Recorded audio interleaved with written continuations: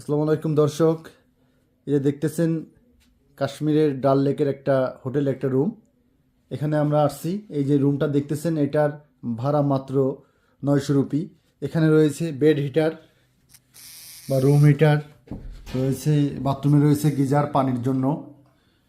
খুবই সুন্দর। এখানে যদি আপনারা চান একটু খুঁজলেই অনেক কম রেটে হোটেল পেয়ে যাবেন।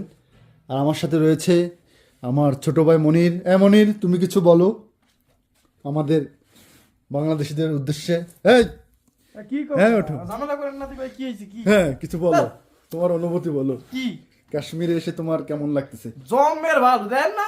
গায়ে দিছি 5টা, কম্বল দিছি 1টা, 2টা, 3টা, আবার ফিডের নিচে দিছি হিটার।